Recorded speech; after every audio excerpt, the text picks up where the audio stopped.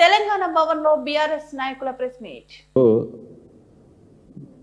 రాష్ట్రంలో ఉన్నటువంటి ప్రాజెక్టుల పైన రివ్యూ మీటింగ్ పెట్టారు.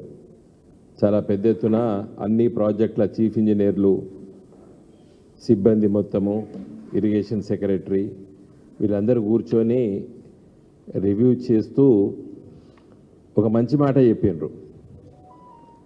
మేడిగడ్డ, అన్నారం, సుందీల బ్యారేజీలు మరమ్మతు చేయడానికి ఈ వర్షాకాలం వెళ్ళిన వెంటనే మరి పనులు ప్రారంభిస్తామని చెప్పడం జరిగింది. అది పత్రికల్లో వచ్చింది. అయితే రివ్యూ మీటింగ్ ఒక ప్రెస్ నోటు రిలీజ్ చేసినట్టున్నారు. దాంట్లో అది చాలా స్పష్టంగా చెప్పారు. చెప్పినప్పుడు ఎన్డీఏసీ రిపోర్టును దృష్టిలో పెట్టుకొని వాళ్ళు చెప్పిన దాని ప్రకారంగా చేస్తామని చెప్పి కూడా ఉత్తమ్ కుమార్ రెడ్డి గారు మాట్లాడినట్టు మనకు పత్రికలో వచ్చింది. ఇక్కడే చాలా సందర్భంలో మేము ప్రెస్ మీట్ పెట్టాం. మీకు అందరికీ తెలుసు, నేను ఎన్నో సందర్భాల్లో ఎన్డీఏసీ రిపోర్ట్ను కూడా చూపించి కూడా చెప్పినాను. ఎన్డీఏసీ చట్టాన్ని చూపించి కూడా మీకు చెప్పాను. ఇది ఆలస్యం చేయొద్దు. ఎన్డీఏసీ ఏం చెప్పింది? ఓనర్, యజమానిదే దీన్ని బాధ్యత, రిపేర్ చేసుకోవాల్సిన బాధ్యత అని చెప్పిందని చెప్పి కూడా నేను దాదాపు గత 9-10 మాసాలను కూడా చెప్పడం జరిగింది. ఏదేమైనప్పటికీ కూడా మరి ఉత్తమ్ కుమార్ రెడ్డి గారు ప్రభుత్వం తరఫున నిర్ణయం తీసుకున్నారు, మంచిది.